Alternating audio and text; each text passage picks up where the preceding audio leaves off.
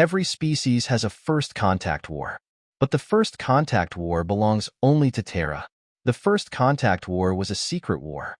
Silent, unnoticed through the vast web of FTL lanes networked through trade federations, galactic confederacies, and planetary governments. It was a war waged on the edge of the black, and the whispers of that war were not permitted to drift from the very edge of the void. And when this war was finished, a civilization was gone. Not driven back, not defeated, gone, snuffed like a sputtering candle in the infinite darkness of the void.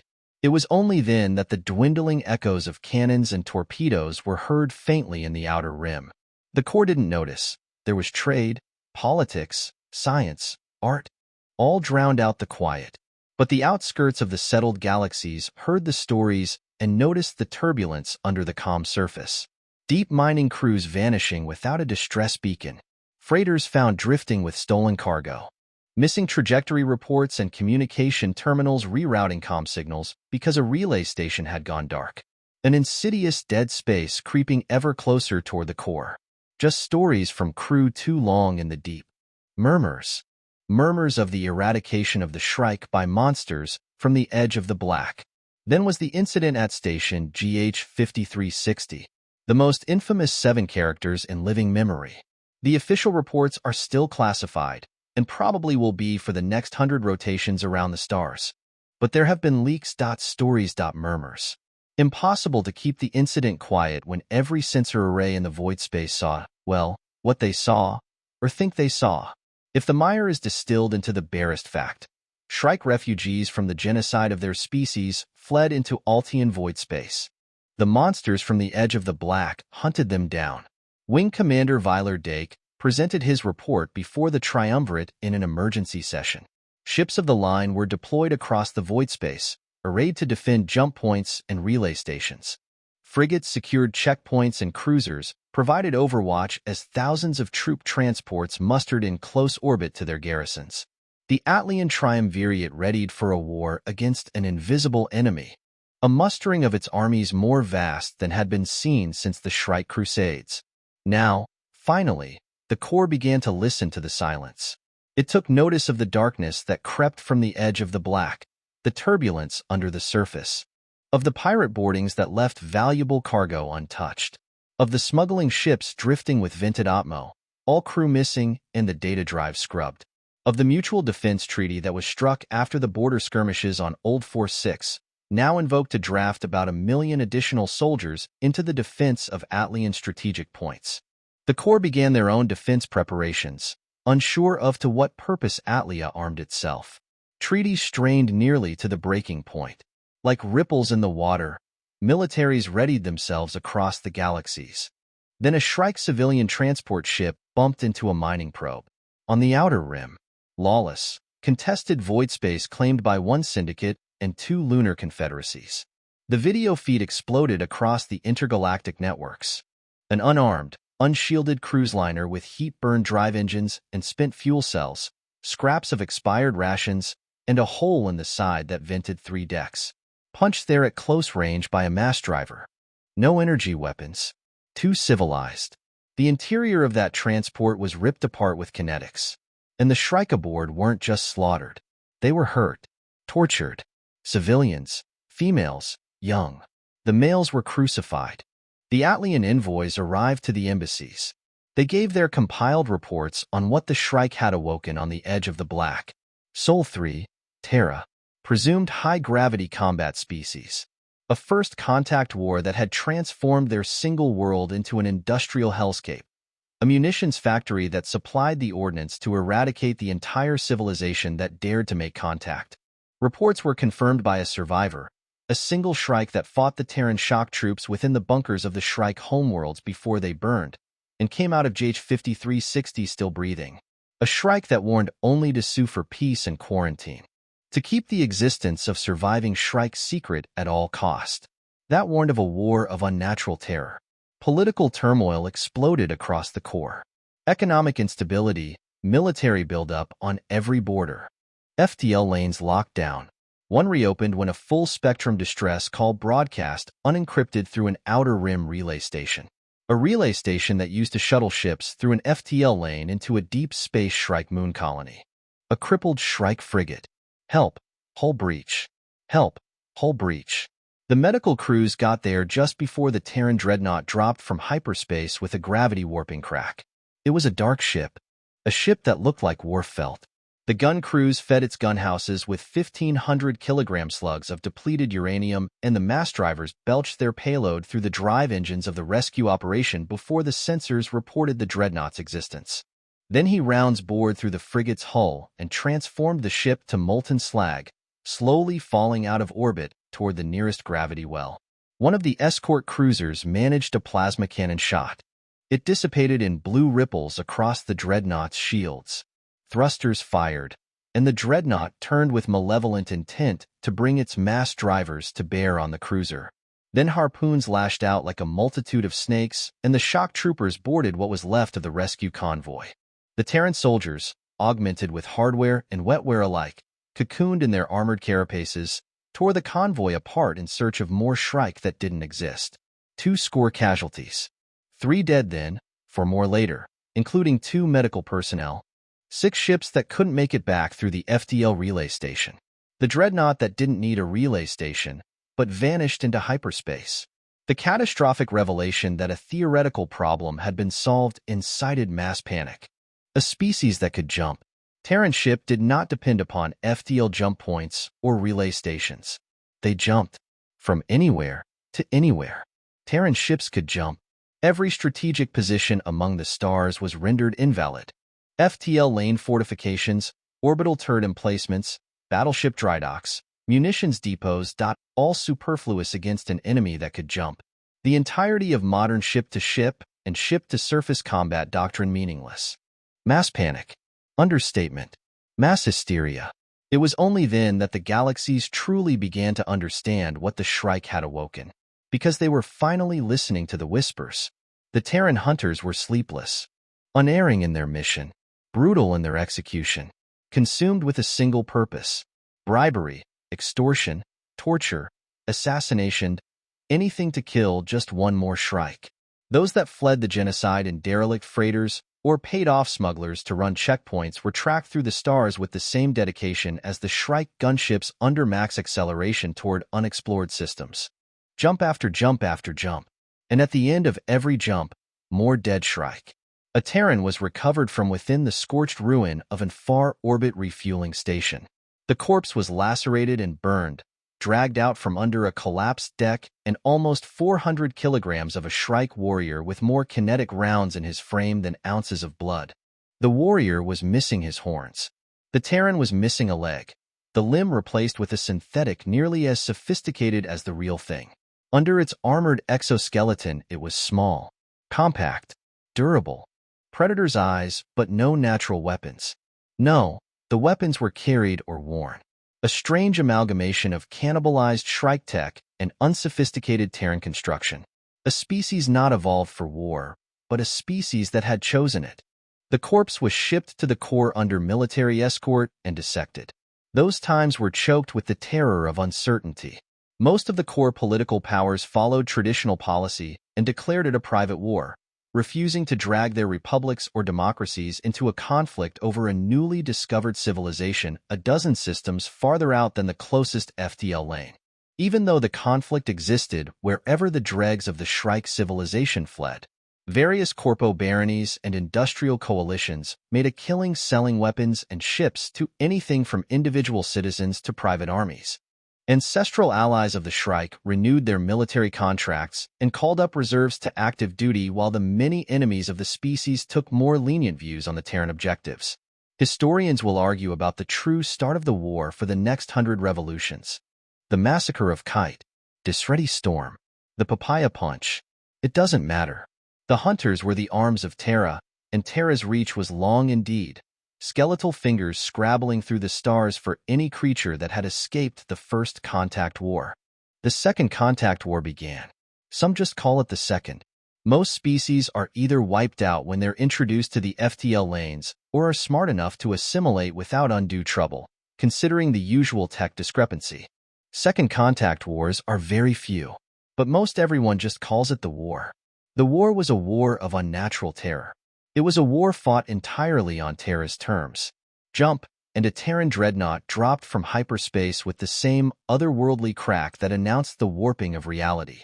Jump, and the wreckage and ruin of a fleeing Shrike racing yacht, or a military fueling station, or a cartel gunship were drifting slag and cerulean flares of burning Atmo. Jump, nothing but dead space where the dreadnought had been. Jump, torpedoes burning hard for an unsuspecting troop transport. Jump, Federation factory obliterated by orbital bombardment. Jump, 1,500-kilogram depleted uranium slug accelerated through the hull of a battleship. Jump, torpedo. Jump, slug. Jump, round. Jump, jump, jump. Logistics wins wars. It's been that way since the beginning. Military doctrine states that at the onset of any conflict, the first priority is to secure the FTL lanes in order to establish operating bases. Useless. All useless. There are no battle lines against a species that can jump. No defensible positions. The war was everywhere and nowhere. The war was wherever Terra deigned it to be. Core, the Federation, Outer Rim, the Baronies. The battlefront was the entirety of the void. Kinetics are old tech in the core. They're dirty, unsophisticated weapons, rank with failure points, expensive to supply and inaccurate through Atmo on a surface. Every species follows a similar tech tree along its evolutionary cycle, eventually phasing out throwing rocks, even advanced methods of doing so for energy weapons. Fuel cells last far longer than the kinetic rounds in even the largest armory, and they suffer none of the drawbacks of chemical propellants. Arms and armor have a steep cost when it comes to logistics. A cost Terra did not have to pay, because resupply was never more than a jump away. And kinetics ignore shields, punching through unarmored hulls designed for reduced mass. Designed to reduce fuel cell expenditure during acceleration and deceleration, launch, and dock. The cost of relying on FTL lanes to travel the stars. There were still some who sued for peace. Some who wished to halt the madness between species that had no quarrel beyond that which is birthed of fear, confusion, and lack of communication.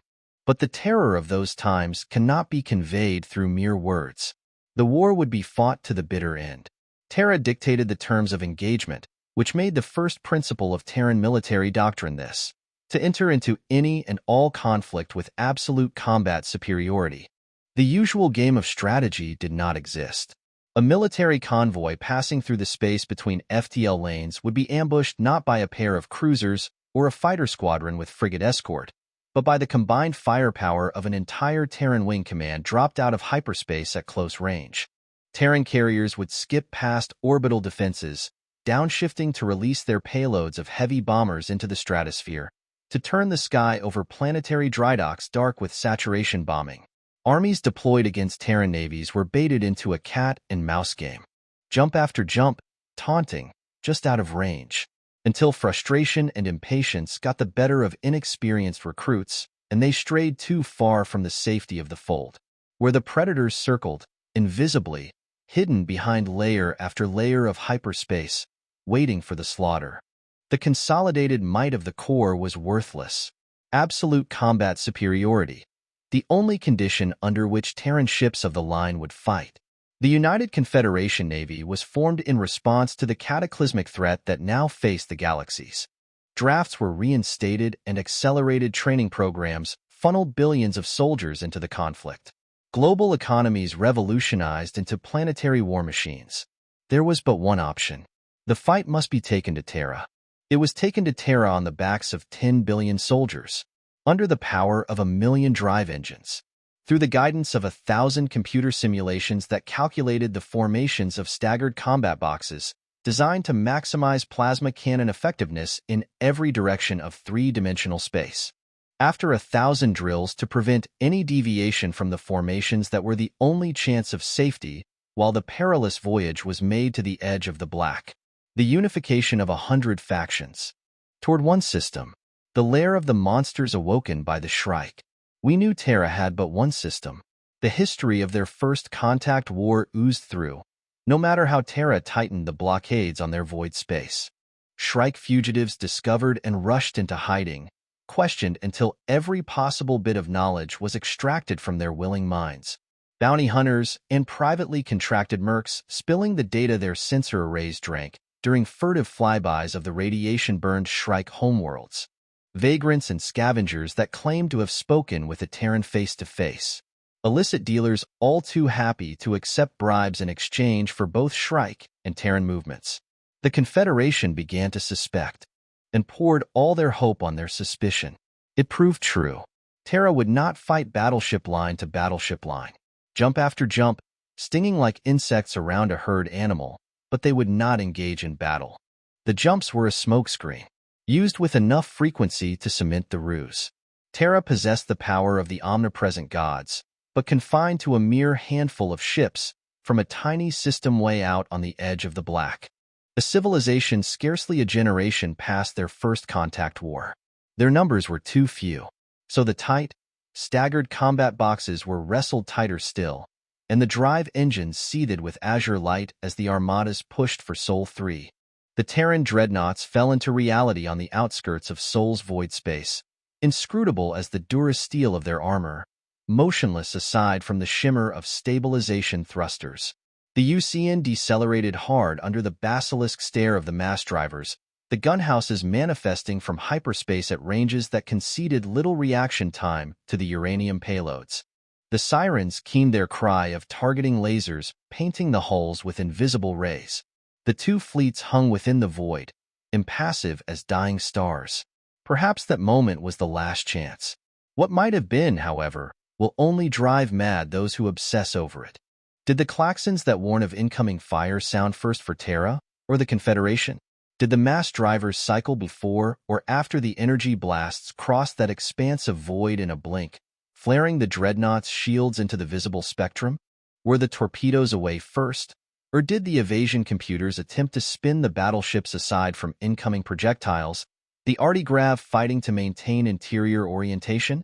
When the glitter of energy blasts had faded into the void and the vented Atmo was dragged into the nearest gravity well, the UCN formations were re-established, headings calculated, and the armadas advanced again upon Terra. The dreadnoughts were drifting husks, their hulls sold at a horrific price, but sold just the same. The next jump was into the core, almost into the atmosphere above monolithic residential megablocks. It was a carrier with cargo of heavy bombers, each with a belly full of incendiary explosives, napalm on a high-oxy planet. The Confederation knew what this was. A warning. A do not test us of the highest degree. Besides, the more astute were reading between the lines, realizing that the Shrike were not as innocent in their part of the first contact war as at first it may seem. But a world had just watched its children burn. They needed retribution. Worlds were reconstructed into fortresses, built to withstand the siege as the UCN accelerated for Terra. The defenses had but to hold for a little while, until the combined might of the United Galaxies reached the homeworld of these monsters from the edge of the black. It was now that the broadside lines were brought to bear. Terran dreadnoughts and UCN battleships. The battles were decided not with flesh and bone, but endured behind the masks of durasteel and synthoglass, ion-shielded hulls, and the targeting computers linked into plasma cannon batteries, gun crews, and torpedo autoloaders. These were the behemoths and leviathans of the void, whose roars were the splintering of alloy and breath the Atmo-fueled fires. The Terran ships increased their jump frequency, point-blank jumps to maneuver within CQC operations, deep space jumps to infiltrate far into homeworld void space. The jumps were coordinated too, across the vast battlefields of the void, coordinated to isolate and destroy ships forced out of their formations, coordinated to confuse, misdirect, intimidate, to provide bomber escort, to deploy fighter squadrons, cruiser overwatch, and to invoke maximized destruction in every moment of conflict. The same Terran ship, designated Fallen Angel, was seen in 3 separate theaters within the time of a single standard day, its mass drivers cycling as fast as the gun crews could feed the gaping breach. Every kilometer of the Sol system was paid for with Confederation blood, and every kilometer closer to Terra meant another jump through the light years to home. Manufacturing plants obliterated with general-purpose demolition bombs. Orbital mining rigs razed by torpedo detonations. Supply convoys left drifting after mass driver broadsides. Atmos siphoned out of boarded close orbit stations and replaced with sarin gas. Steel mills crumpled under orbital bombardment. Docking stations hit with long-range artillery strikes. Munitions depots strafed with fighter wings. Contagion bombs detonated over the urban farming centers, starving millions. The second law of Terran military doctrine. There are no civilians during war. Perhaps we learned this too late. Flechette warheads fired through the unarmored hull of a medical frigate, returning with wounded to the core homeworlds. The UCN slogged toward Terra, and the jump slowed. A dreadnought was discovered drifting, undamaged, shields still stable. After boarding, the crew was found dead, their physical bodies in perfect health. Three-dimensional forms are not meant to see the layers of hyperspace, not meant to travel the stars unshielded by relay stations along the FTL lanes. The jump slowed as the crews were slowly spent. Sol 4 was a red planet, dead for long eons. Resurrected by the Terran war machine as a manufacturing base for its ships, the Battle of the Martian Drive Yards will live in infamy for the rest of time. The better part of the fleet was spent against the orbital defenses, fire and steel and blood beyond reconning. The UCN Marines still hold their place as the second largest ground assault in history to this very time. Terran shock troopers, enhanced with stolen Shrike hardware and synthesized Terran wetware, fought with a fanaticism thereto unbelievable. Their forms were small, lacking natural weapons, yes, but their technology transformed them into a combat species as adapted as any evolved for it. And they had pets, beasts, genetically engineered carnivores awoken from dormant genetic codes, creatures that were loyal to their masters, strong and fast wherever a Terran was weak or slow. Blood, steel, energy bolts, and the acrid smell of kinetic rifles. Screaming. The screaming. When the Battle of the Martian Drive Yards was finished, the battle lines in the Martian sand had moved scarce centimeters. But the piles of corpses, ship, and creature littered the surface, contesting in count the very number of grains upon the world. And the Confederation knew that Terra was spent. The dreadnought crews held their sanity by threads. The Terran ships were scorched and vented, their soldiers wounded and tired. The Confederation knew. They were spent, not now, not soon. But the war had been won that battle. The might of the United Galaxies against a lone system. The after-action reports flooded in. They were dissected, categorized, filed, analyzed. The Confederation redeployed its crippled armadas and regrouped battered air wings. The strategists scrutinized enemy movements. They discovered a third facet of Terran military doctrine, one they did not at first admit they knew. It was doctrine that conflicted itself. A paradox. It stated that a Terran soldier is to be considered, during all aspects of strategy, worth incalculably more than any enemy combatant. It stated that a single Terran soldier is to be better trained, better equipped, and better supported than any enemy. Every Terran soldier was to have a purpose and would specialize in that purpose. Pilot, gunner, sniper, bombardier. The purpose was drilled into Terran soldier until it was a religion. A religion followed with fanatical fervor. A religion that ensured every Terran soldier was elite in their function. It also stated that a Terran life is meaningless before the safety of the homeworld. It stated that every Terran had already died in their first contact war, and to live now was a gift, given temporarily so that Sol 3 would be protected. But Terra was finished now. A single slip in UCN strategy could see the destruction of this armada, but the next armada would be larger, built and financed, and crewed by the parents of starved children and children of firebombed parents. The Confederation was fueled with righteous anger at the atrocities visited upon its homeworlds by the monsters from the edge of the black, released before they had consumed themselves in the darkness, far from the FTL lanes. Terrans were animals, nothing but animals, and they would be driven to extinction like so many others. Then the orders came to return. Emergency codes. Hard burn for the core. The UCN is needed urgently. Thoughts turned to another attack, a final jump into the core, something even more horrific than the sick minds of Terran engineers. But after the long time to the nearest FTL lane, then the slingshot of relay stations to the homeworlds, it was revealed to be something none had conceived. Every species has a first contact war. So does every universe. They were creatures of more than these three dimensions. Impossible to distinguish as ship or flesh or natural phenomena. They were inevitable as the maw of a black hole, devouring world after world. An inexorable silence that slid like a creeping fog over the stars, smothering them into darkness until the night sky was black. They could not be reasoned with. They could not be fled from. They could not be fought. The universe was being swallowed by its first contact war.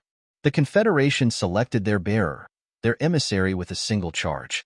They sent their fastest ship accelerating at max burn away from the core. The envoy was to awaken the monsters on the edge of the black. Jump.